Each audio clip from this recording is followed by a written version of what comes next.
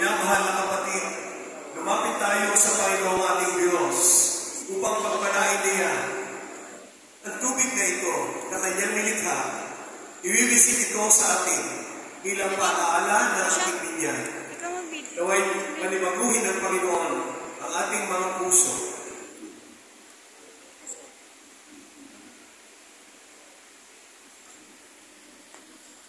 Panginoong Diyos na makapangyarihan sa lahat, bukal ang lahat ng buhay.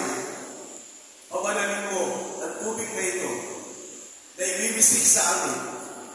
Lubos ang aming tiwala, matatamo namin ang kapatawaran ng aming kasalanan, proteksyon sa lahat ng aming kahinaan, at sa panlilinlang ng kasamaan, at ang biyaya ng iyong patnubay.